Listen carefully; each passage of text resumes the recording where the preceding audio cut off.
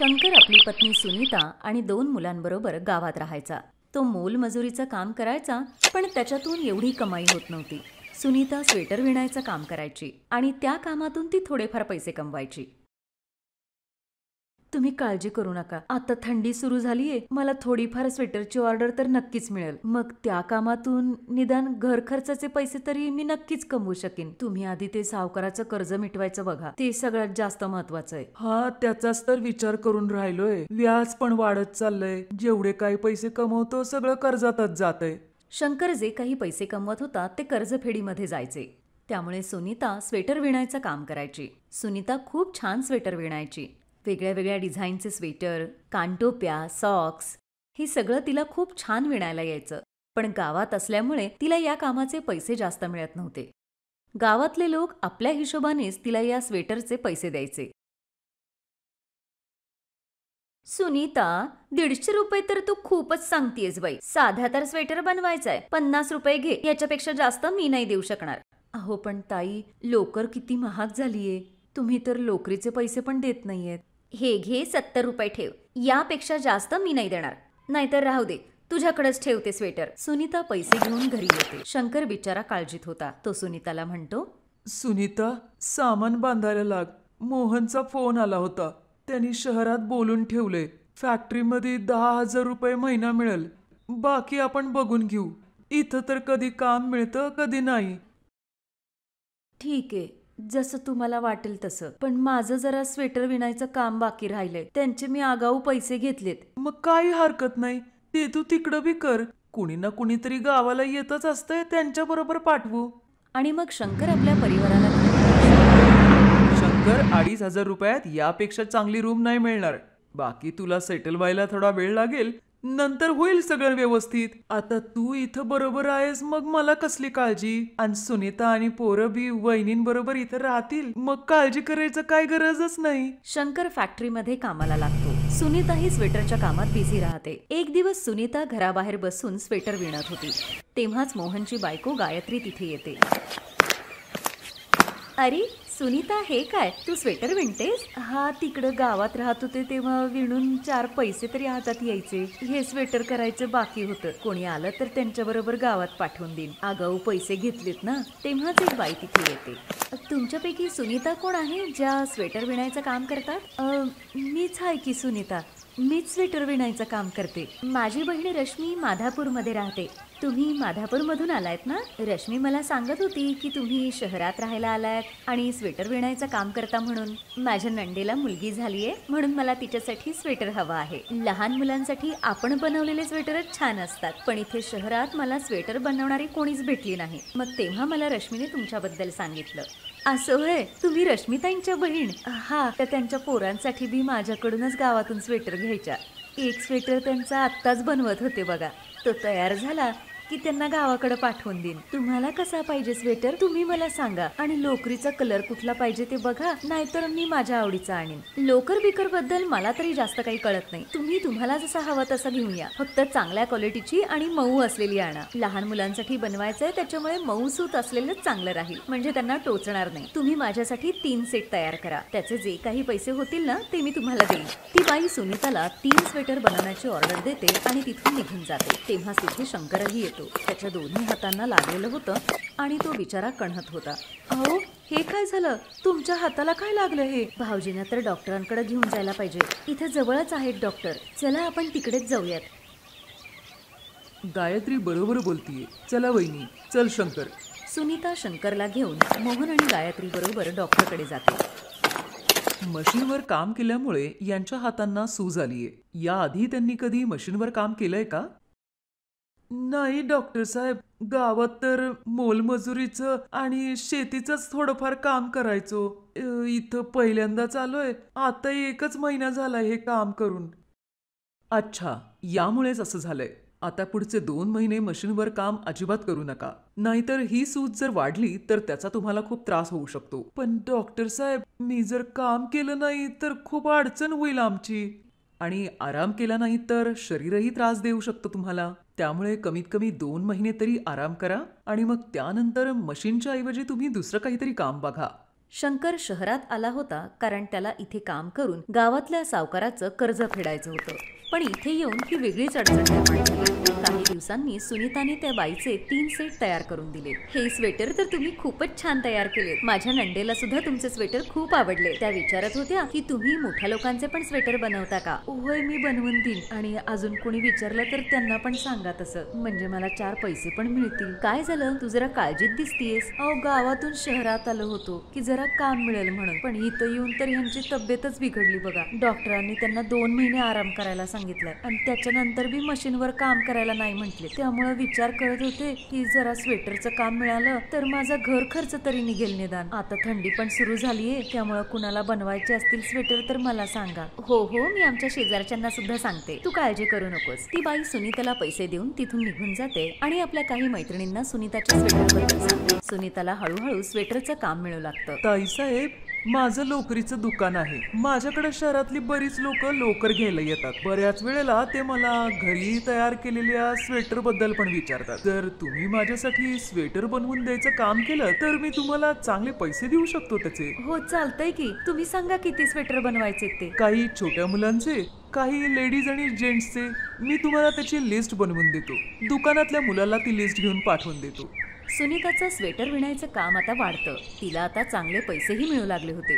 सुनीता, अगं आता तू गायत्री वहिनींची पण मदत घेत जा. तुला मदत होईल त्यांची. तू एकटीच किती थकून जातीस. बाकी माल पोचवायचं काम मी करत जाईन. हा, तुम्ही बरोबर बोलताय. त्यांचं बी खर्च पाणी आहेच की. त्या ज्या घरात काम करत होत्या त्या घरातलं काम बी सुटलंय त्यांचं. मी आजच बोलते त्यांच्याशी याबद्दल. सुनीता गायत्रीला सुद्धा आपल्याबरोबर काम करण्यासाठी सांगते.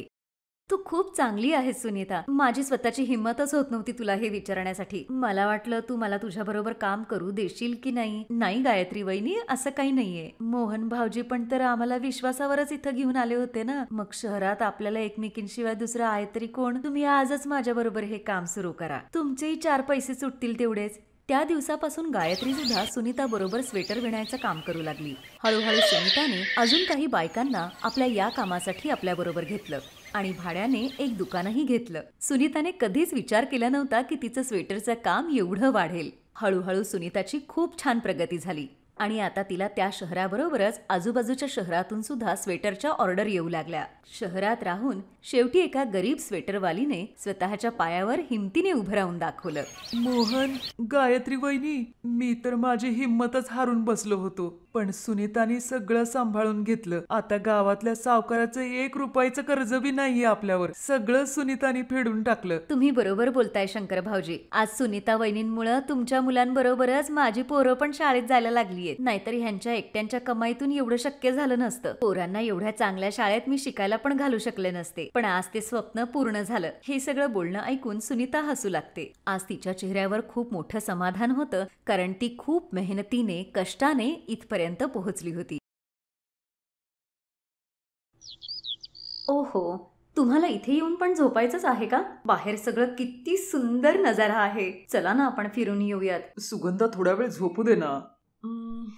आता तर फक्त 8च वाजलेत ग. आपण 10 वाजता जाऊयात, ठीक आहे? हे आहेत सुगंधा आणि कुणाल. हे दोघे एका हिल स्टेशनला फिरायला आलेत. कुणालचा टूर्सचा जॉब होता, त्यामुळे त्याला हिंडण्या फिरण्यात अजिबात जास्त रस नव्हता. पण सुगंधा पहिल्यांदाच घरापासून एवढी लांब आली होती, त्यामुळे तिला हॉटेलच्या 4 भिंतीत अजिबात राहायचं नव्हतं. आता काय करू, हे तर उठतच नाहीयेत आणि मला तर खूप बोर होतंय. चला बाहेर जाऊन चहा पिऊन येऊयात. एक्सक्यूज मी, रूम सर्व्हिसवाले कोणी फोन का नाही उचलते? मॅडम, ते सगळेजण 11 वाजेपर्यंत येतील. तसं तुम्हाला काही हवं असेल तर तुम्ही मला सांगा. नाही, खास काही नाही, पण मला 1 कप चहा हवा होता. तुम्ही 2 मिनिटं थांबा मॅडम, मी आत्ता तुमच्यासाठी चहा बनवून आणते. अरे वा, चहा तर खूपच छान बनवलाय तुम्ही. नाव काय आहे तुमचं? थँक्यू मॅम, माझं नाव राधा आहे. तुम्ही जर बोर होत असाल तर कुठेतरी फिरून या ना.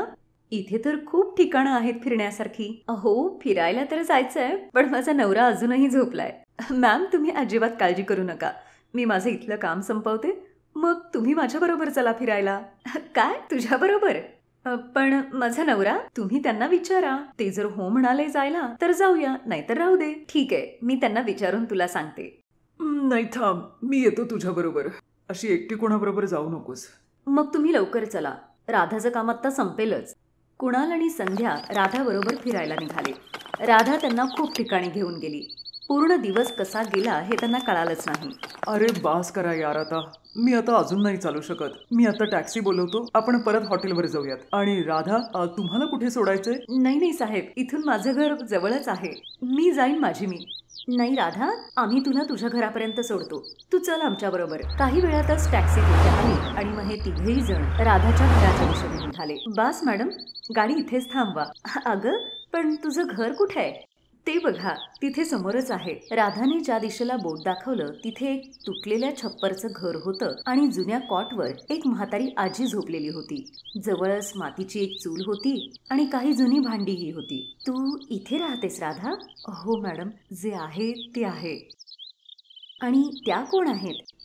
ती माझी आजी आहे. बस ती माझ्यासाठी आणि मी तिच्यासाठी. अच्छा, मी आता येते मॅम. राधाला तिथे सोडून कुणाल आणि सुगंधा पुन्हा हॉटेलवर आले. पण सुगंधाच्या मनात अजूनही राधाचेच विचार घोळत होते. राधाकडे बघून एकदाही असं वाटलं नाही ना की ती इतक्या हलाखीत दिवस काढत असेल. खरंच कमाल आहे तिची. हो, खरंच आहे.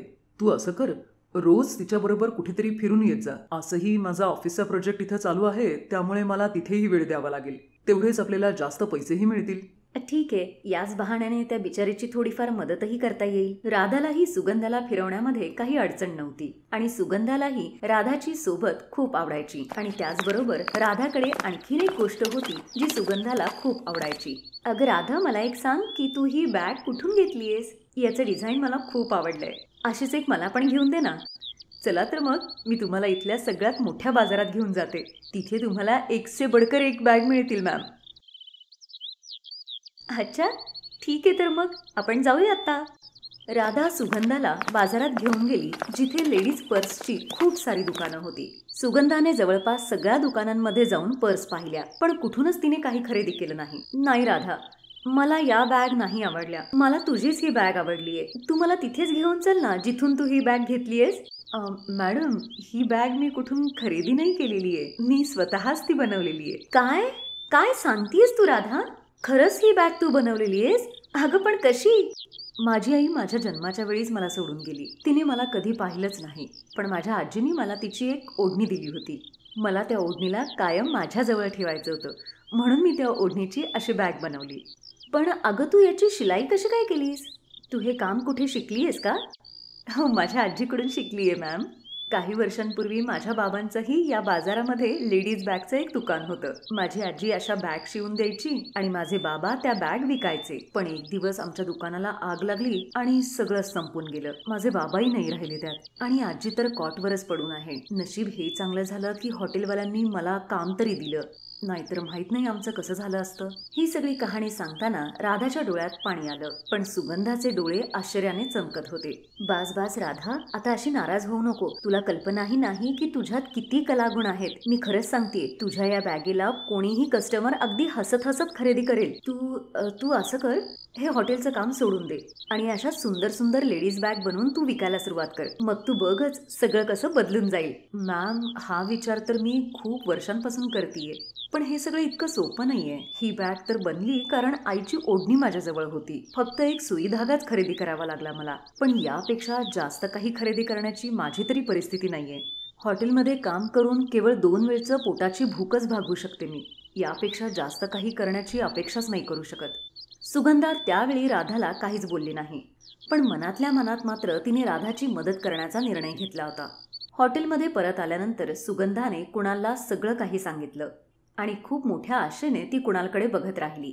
हे बघ सुगंधा, तू जो विचार करतेयस तो चुकीचा नाहीये, पण राधाला भेटून आपल्याला काही दिवसच झालेले आहेत, त्यामुळे मग काय झालं? कमी वेळातच मी तिला खूप चांगलं ओळखलंय. मला पूर्ण खात्री आहे की आपण तिला थोडी जरी मदत केली ना तर ती खूप काही करू शकते. तिच्याकडे तेवढी हुशारी पण आहे आणि ती खूप मेहनती मुलगी आहे. ठीक आहे, पण मी फक्त 5,000च देऊ शकतो, यापेक्षा जास्त नाही. यापेक्षा जास्त नको सुद्धा. कुणालकडून सुगंधाने पैसे घेतले, पण ते तिने राधाला दिले नाहीत, कारण तिला माहित होतं की राधाला केवळ पैसे नकोयत. राधा, मला तुझ्याकडून काही बॅग शिवून घ्यायच्यात, बिलकुल तुझ्या बॅगसारखीच. यासाठी तुला जे जे सामान हवंय ते आपण दोघे जाऊन घेऊन येऊयात. आणि हो, आम्हाला पुढच्या आठवड्यातच घरी जायचंय. त्याच्या आधी तू शिवून देशील ना? हो मॅडम, मी नक्की शिवून देईन. दुकानात जाऊन तुम्ही फक्त तुमच्या आवडीचं कापड बघून घ्या. बॅग शिवण्यासाठी लागणाऱ्या सामानाची खरेदी करताना राधाच्या चेहऱ्यावरची चमक काही वेगळीच होती, कारण हे तिच्या आवडीचंच काम होतं. दिवसभर खूप साऱ्या शॉपिंग नंतर सुगंधाने राधाला तिच्या घरी सोडलं आणि निघताना ती तिला म्हणाली, राधा, या सगळ्या बॅग जर तू हाताने शिवत बसलीस तर खूप जास्त वेळ लागेल. असं कर, हे पैसे ठेव आणि उद्याच जाऊन तू तुझ्यासाठी एक शिलाई मशीन पण घेऊन ये. पण मॅडम, हे पैसे तू तुझ्या शिलाईच्या मेहनतीचे आहेत असं समज. राधा दुसऱ्याच दिवशी आपल्यासाठी एक शिलाई मशीन घेऊन आली आणि आता ती हॉटेलच्या कामाबरोबरच आपल्या आवडीचं बॅग शिवण्याचं कामही करू लागली. एक आठवडा कसा गेला काही कळलंच नाही. आता कुणाल आणि सुगंधाची घरी परत जाण्याची वेळ आली होती.